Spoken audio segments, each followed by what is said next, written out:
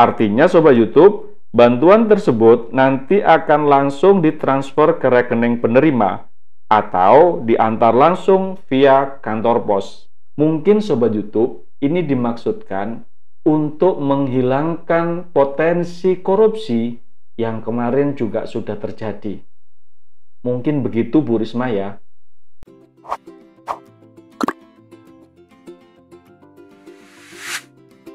Halo Sobat YouTube, jumpa kembali di channel Desa Maju Makmur. Sobat YouTube, sebagai sesama kawan, kita harus saling tolong-menolong. Saya ada pantun untuk itu. Keliling kota naik delman, melihat bunga tumbuh di taman. Saling membantu sesama teman, hidup lapang, rasanya nyaman.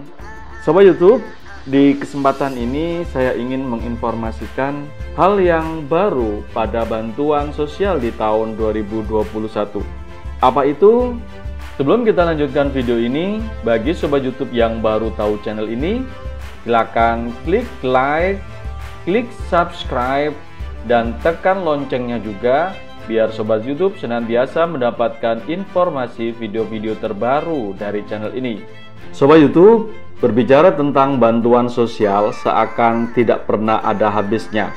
Apalagi di tahun ini kita punya menteri baru yang mempunyai track record yang sangat luar biasa pada saat beliau menjabat wali kota di kota Surabaya. Beliau adalah Bu Tri Risma Harini.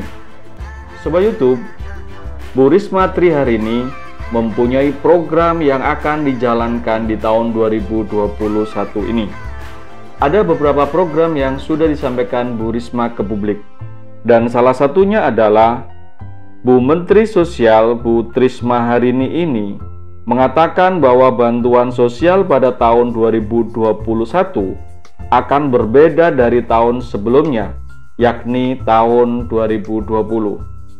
Apa sebenarnya yang dimaksudkan oleh Bu Risma ini? Apakah dari sisi jumlahnya ataukah dari sisi yang lain? Sobat YouTube, ikuti terus ya video ini.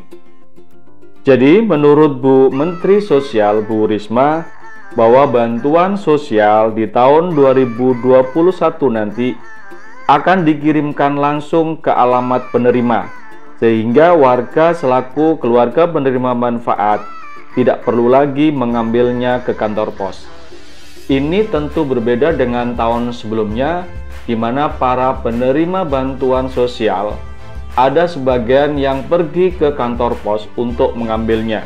Mungkin Bu Risma menginginkan bahwa penerima bantuan ini tidak lagi dipersulit pada saat menerima bantuan sosialnya. Sobat YouTube, Kementerian Sosial akan melakukan komunikasi intensif dengan pihak kantor pos untuk melakukan perubahan penyaluran bantuan sosial yang akan dilakukan di tahun 2021 nanti. Tentu ini perlu dipersiapkan supaya pihak kantor pos bisa mempersiapkan diri pada saat nanti penyaluran bantuan sosial tersebut. Selain itu Sobat YouTube, Bu Risma tahun depan juga mengupayakan bahwa seluruh bantuan tidak dalam bentuk uang cash atau dalam bentuk bantuan sembako. Hal itu dilakukan untuk meminimalisir resiko penyalahgunaan serta menghindari adanya kerumunan yang meningkatkan resiko penularan virus corona.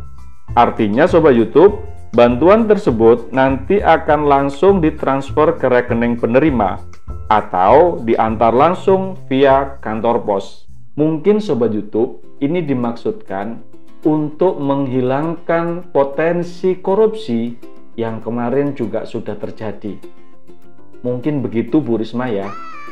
Sobat YouTube, yang perlu diperhatikan pada saat bantuan ini dikirim langsung ke rumah penerima, tentu yang juga harus diperhitungkan adalah keamanan proses penyaluran bantuan tersebut. Ternyata Kementerian Sosial akan mengadakan kontrak dengan kantor pos, di mana jika terjadi hal-hal yang tidak diinginkan dengan bantuan tersebut, Kementerian Sosial bisa meminta pertanggungjawaban dari pihak kantor pos. Sobat YouTube, terkait data penerima bantuan sosial, Kementerian Sosial akan melakukan pencocokan data ke pemerintah daerah.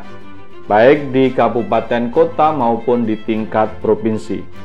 Namun, dalam waktu dekat ini, pencocokan data sementara dilakukan melalui software karena keterbatasan waktu. Ini yang dimaksudkan adalah penyaluran untuk bulan Januari. Kedepannya, pihak Kementerian Sosial berjanji bahwa proses input data penerima bantuan sosial akan dilakukan secara transparan. Sobat YouTube, pada bulan Januari besok, Kementerian Sosial akan mengidentifikasi permasalahan-permasalahan yang muncul pada data penerima bantuan sosial ini.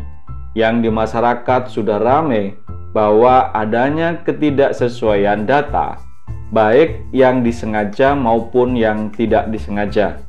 Yang disengaja ini misalnya adanya data orang yang seharusnya tidak menerima tapi diinputkan sebagai penerima bantuan sosial.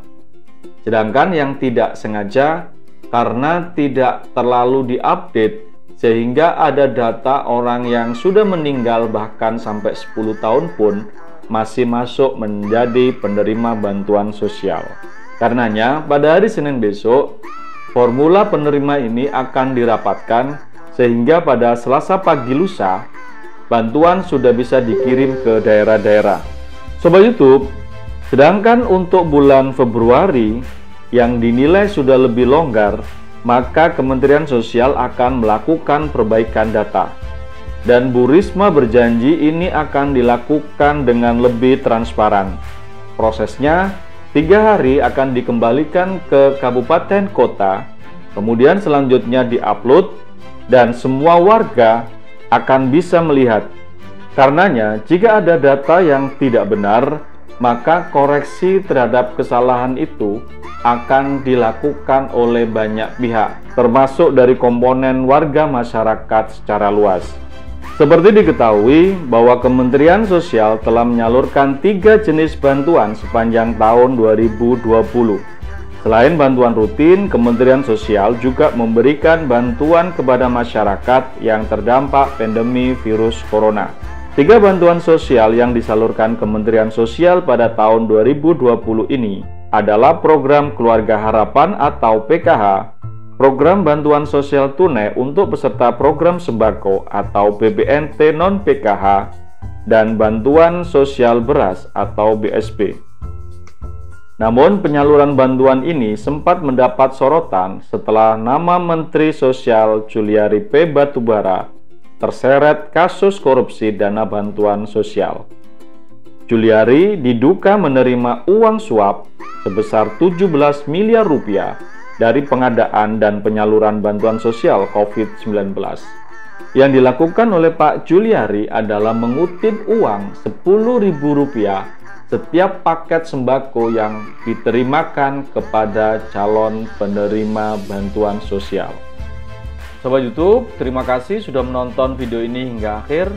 Semoga video ini dapat memberikan inspirasi bagi Sobat YouTube semua. Sampai ketemu di video selanjutnya. Salam Desa Maju.